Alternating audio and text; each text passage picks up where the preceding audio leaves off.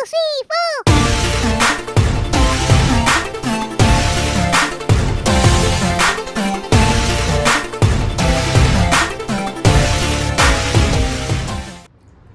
everybody, it's Christian from Triple C Venom Games. So, I have about 8 days until my pack out happens, so I'm trying to smash these last bit of comic books before they're off in the wind, and I'm going to try to track them with not AirPods, the Apple tag for like the 3 months they're going to be out and traveling, right? I should expect to see the comic books and things hopefully by the end of August at the earliest, and so I'm kind of worried because, the containers and things aren't always temperature cooled and stuff, right? My comic books made it here just fine. So I'm hoping to make it back to the States and just fine too. I know that Japan packs their stuff way better than they do in the United States, so I have a lot of faith in the Japanese movie companies. Anyway, for today's comic book of the day, we're going to go, like I said, my previous comic book was about Venom. And Venom is a really awesome character. But one book that I have in my collection that honestly I didn't even know was this sought after until I realized I had the newsstand copy. So one thing I talk about is Venom has a few solo one-shot books. But one that's probably most iconic and maybe probably one of the most expensive one-shot comics is Venom Flashpoint #1. Look at this book. This thing is beautiful. Now, my copy, I definitely going to be trying to find some place in Virginia to press and clean this before I get this bad boy graded. This is a newsstand copy. You'll see right here, it does say the word newsstand there. This is from 2011.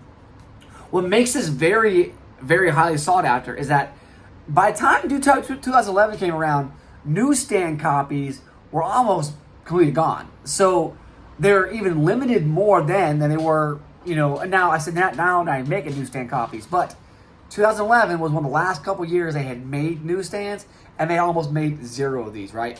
And so this is a beautiful copy. Look at this cover, man. Like, this is about a Eugene Flash Thompson. So, honestly, what you know about Flash is Flash ends up being one of Peter Parker's best friends. But this cover, look at this thing. It just looks like he just Venom's out. I mean, look at that. Like the mouth, just everything. The way it looks is a beautiful cover. So I cannot wait to get this cleaned and put this, grade it, and ready to roll. I don't care if it gets a 5. It's not going to 5. It'll probably get like a 9.2, 9.4, I'm going to guess.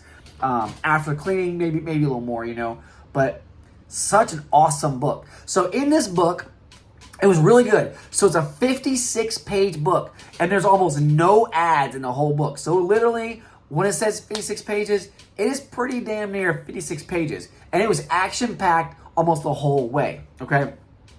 What I really liked about it is that if you haven't read Spider-Man Noir, all right? He kind of has like a feel of that one. Like his suit, the way he wears the symbiote, it's kind of like that. He has this white spider symbol on his back, but he has this top hat he's wearing. It looks like he's like this masked guy going in and out, right? And so in this book here, Thompson is pretty much a war hero. He came back in the war, had his legs blown off, and so he's in a wheelchair. And he was brought into this program to kind of be like a next super soldier aspect, kind of like Captain America. And he's thinking, oh yeah, I'm going to go out and be the next Spider-Man. And he's like, hold on, wait a second. There's only one Spider-Man. You're going to be Venom.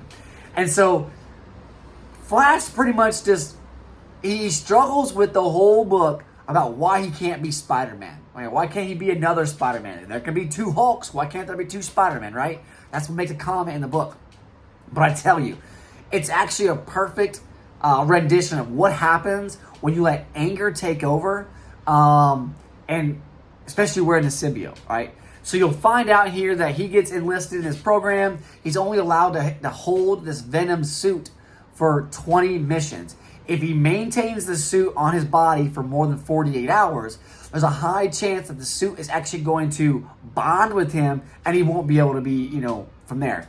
I'm not going to tell the whole details, but there is a way that they have provided to Flash that, hey, if this happens, we're going to do this so the suit doesn't bond with you, okay? So I highly recommend you reading it and you'll find out for sure.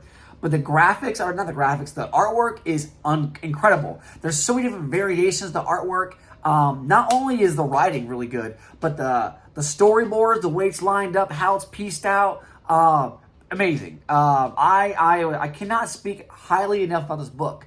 I highly recommend, if you can find just even a direct edition. This is in really good condition. This is about a $250 book, maybe not more, maybe even more. So I'm hoping that when I grade this bad boy, it becomes increased in value here. But you get a good copy of the direct edition, about $50, maybe a little more, maybe a little less. But like I said, the key factor of this book is that 56 page edition at the beginning of Flash Thompson's stint as Venom. That's his whole purpose, right? There's also additional reprints inside of here, a Spider-Man 654 and 654.1, and Venom number 1. So it's all kind of combined in here. Really, really great book. I'm very glad I read this book. I can't wait to get it, clean, pressed, graded, so I can display this book and keep it for the rest of my life for the collection wise. So it's fantastic. Really, really proud of this. The artist did a great job on this book here. Let me make sure I had the artwork. Who's the artist? So it came out in July 2011. The story artist was Tony Moore, and the writer was Rick Remender. Okay, Rick Remender. So really good. I recommend 100%. Check it out. Like I said, it is a one shot, 56 pages, and look again, up close in person of that sweet Venom. Look at that, just badass. Anyways, let me know what you think. Love Venom. Christian out. 1, 2, 3, 4.